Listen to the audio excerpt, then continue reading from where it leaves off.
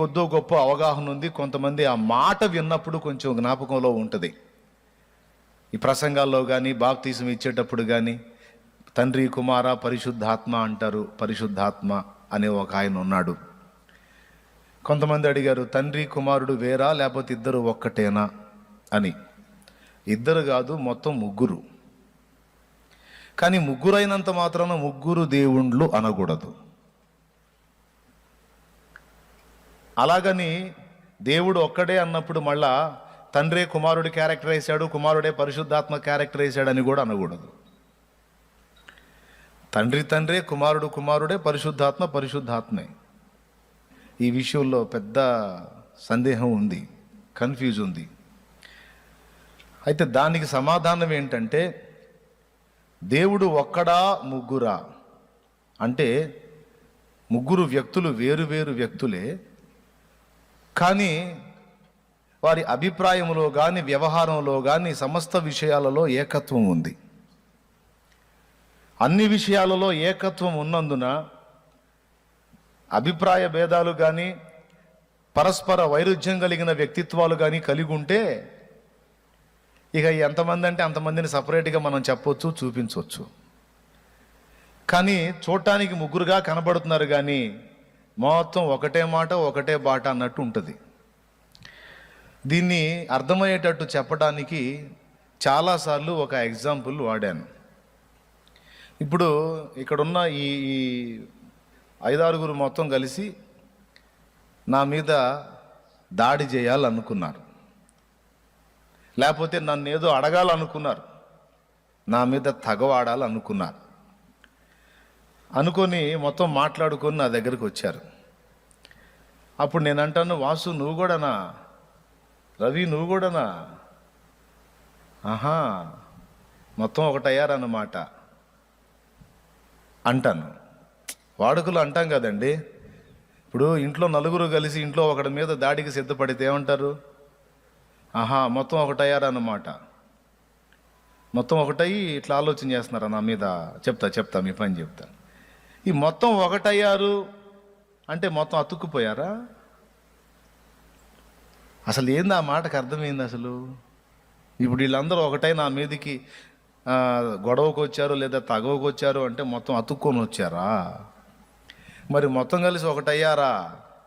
ఆహా అందరూ ఏకమయ్యారా, ఏకమై వచ్చారా అన్నమాట. సరేలే కానివ్వండి అంటారు కదా.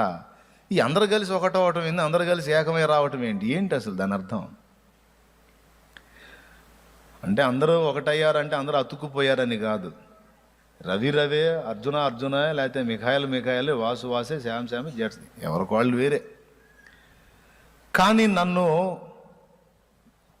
తగవాడాలి లేదా గొడవ చేయాలి అనుకునే విషయం, ఆ అభిప్రాయములో అందరూ ఏకమయ్యారు. అందరిది ఒక్కటే అభిప్రాయమైంది. ఇంకా ఊరుకోవడానికి వీలు లేదు, అన్న కడిగి పారేయాల్సిందే, అడిగి పారేయాల్సిందే అని ఏదో ఒక విషయంలో వాళ్ళందరూ ఏకాభిప్రాయమునకు వచ్చినందున నేనేమన్నాను, అందరూ ఒకటి అయ్యారన్నమాట అన్నాను. ఇప్పుడు ఇంతకు వాళ్ళందరూ ఒకటా లేకపోతే అనేకులా? అనేకులుగా ఉన్నప్పటికీ అభిప్రాయములో ఏకత్వం వచ్చినందున అందరూ ఒక్కటే, ఇక వేరు కాదు అన్నట్టు మాట్లాడాను. ఇది దేవుని అర్థం చేసుకోవాల్సిన తీరు. తండ్రే కుమారుడుగా భూమి మీదకి వచ్చి క్యారెక్టర్ ఇస్తే, మరి కుమారుడే తండ్రి అయితే మరి ఈయన ఎవరికి ప్రార్థన చేశాడు? అర్థమైందా? సరే, తండ్రే కుమారుడుగా క్యారెక్టర్ మార్చుకొని వస్తే మరి ఈయన బాప్తీసం పొంది ఒడ్డుకు వచ్చినప్పుడు ఇదిగో ఈయన నా ప్రియ కుమారుడు, ఈయన యందు నేను ఆనందించుచున్నాను అని ఎలా అన్నాడు పరలోక తండ్రి? మళ్ళీ కొంతమంది ఏమంటారంటే నేనును తండ్రి ఏకమై ఉన్నాము అని లేదా? ఇప్పుడు నేను ఆత్మ కూడా ఏకమై ఉన్నామని నేను అంటాను. నేను ఆత్మ ఏకమై ఉన్నామని నేను కూడా అంటాను. అప్పుడు ఇద్దరం కలిసిపోయి ఉన్నామా? ఇద్దరం ఒకటైపోయామా? ఆత్మ వ్యక్తిత్వం వేరు, నా వ్యక్తిత్వం వేరు, ఇద్దరు వేరు వేరు వ్యక్తులు. కానీ ఏం చేద్దాం, కలిసి ఒక్కళ్ళుగా ఉంటున్నారు. ఇప్పుడు నేను బాప్తీసము పొంది దేవునికి నా చెయ్యి ఇచ్చినప్పుడు నాలోనికి దేవుడు తన పరిశుద్ధాత్మను పంపాడు. నా వ్యక్తిత్వం వేరు, నాలోనికి వచ్చి నీలోనికి వచ్చి నివసిస్తున్న పరిశుద్ధాత్మ వ్యక్తిత్వం వేరు. కానీ నువ్వు విధేయత చూపినందున, నేను విధేయత చూపినందున ఆయన మనలోకి వచ్చి నివసిస్తున్నాడు. అలాగని ఇప్పుడు ఆయన మనం ఒకటైపోయామా? లేదు, ఒక దేహంలో ఉన్నామే కానీ సపరేట్గానే ఉన్నాము. అలాగే తండ్రి, కుమారుడు, పరిశుద్ధాత్ముడు ముగ్గురు సపరేట్ వ్యక్తులే. అయినప్పటికీ ముగ్గురు వ్యక్తులుగా ఉన్నప్పటికీ ఎక్కడ ఏ కోశాన కూడా అభిప్రాయములో కానీ, ఆలోచనలో కానీ, క్రియలో కానీ, ప్రవర్తనలో కానీ, వ్యవహార శైలిలో కానీ, వ్యక్తిత్వాల్లో కానీ వైరుధ్యం అన్నది వీసుమంత కూడా లేని కారణం చేత లేఖనం ఏమి చెప్పిందంటే దేవుడు ఒక్కడే అన్నది.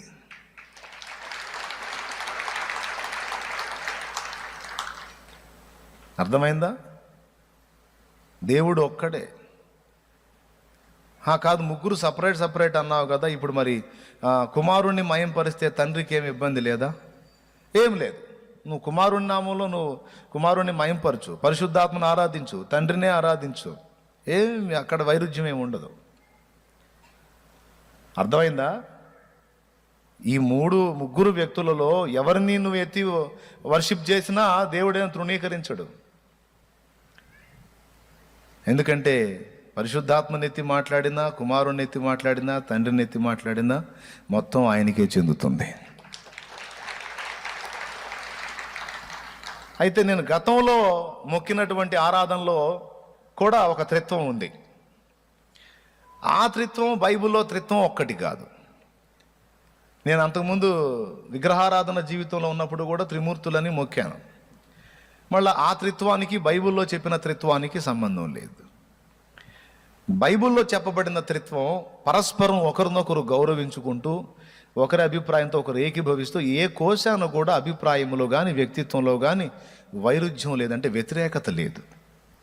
కానీ నేను అంతకుముందు ఉన్నటువంటి భక్తిలో ఆ త్రిత్వంలో వచ్చేటప్పటికి ముగ్గురు త్రిమూర్తులని మొక్కాను కదా, వాళ్ళలో ఒకరికొకరు కొట్లాట్లు అయినాయి. పురాణాలు చదివితే ఉంటుంది. ఒకరినొకరు ఫైట్ చేసుకున్నారు, ఒకరి మీద ఒకరు అతిశయపడ్డారు, ఒకరి ధోరణికి భిన్నంగా ఇంకొకరు ప్రవర్తించారు. కాబట్టి ఆ త్రిత్వం ఈ త్రిత్వం ఒకటి కాదు. ఆ త్రిత్వంలో ముగ్గురు దేవుళ్ళు అంటే వాళ్ళకి నడుస్తుంది, అది సరిపోయింది. ఎందుకంటే ముగ్గురు ఒకరికి వ్యక్తిత్వాలు మిక్స్ లేదు. కానీ మన దగ్గరకు వచ్చేటప్పటికి ముగ్గురు వేరువేరు వ్యక్తులుగా ఉన్నప్పటికీ కూడా అన్ని విషయాలలో వారు ఏకాభిప్రాయం కలిగి ఉన్నందున, ఏక వ్యక్తిత్వం కలిగి ఉన్నందున, ఏక భావం, ఏక తాత్పర్యం, ఏక రూపం, ఏక విధానం కలిగి ఉన్నందున ఇక్కడ ముగ్గురు లేదు, 30 లేదు, దేవుడు ఒక్కడే. మీలో ఎంతమందికి అర్థమైంది ఇప్పుడు నేను చెప్పిన సంగతి? హల్లెలూయా. కుమారుణ్ణి ప్రార్థన చేస్తే తండ్రి ఏం ఫీల్ కాడు. కొంతమంది ఏం చెప్తున్నారు, యేసు నామమున తండ్రికి ప్రార్థన చేయాలి కానీ యేసయ్యకు ప్రార్థన చేస్తున్నారు, అది తప్పు అంటున్నారు. ఎంత మాత్రం తప్పు కాదు.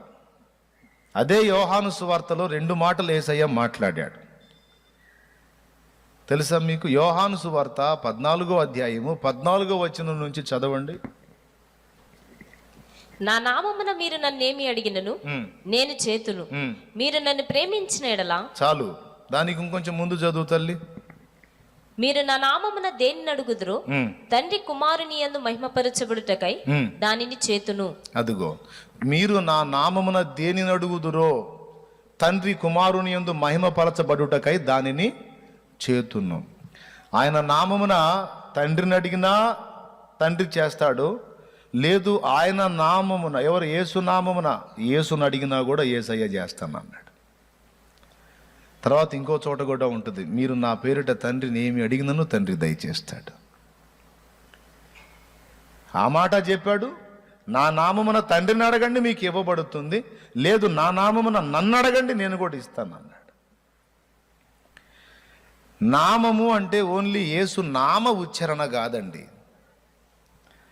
నామ ఉచ్చారణ అంటే యేసయ్య పేరెత్తి అడగటం మాత్రమే మేజర్గా అనుకుంటారు చాలామంది.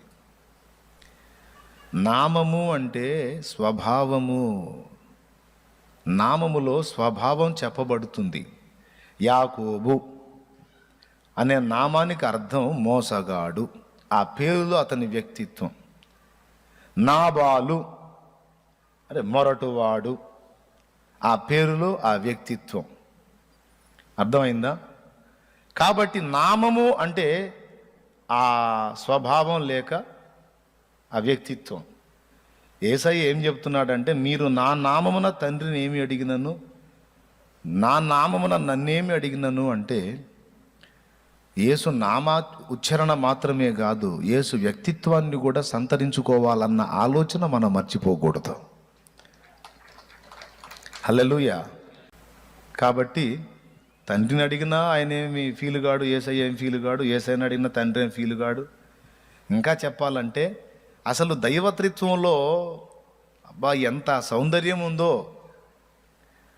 తండ్రేమో కుమారుణ్ణి మహింపరుస్తాడు, కుమారుడేమో తండ్రిని మహింపరుస్తాడు, ఇద్దరిని కలిపేమో పరిశుద్ధాత్మ మహింపరుస్తాడు, పరిశుద్ధాత్మనేమో మళ్ళీ మిగిలిన ఆ ఇద్దరు వ్యక్తులు మహింపరుస్తారు.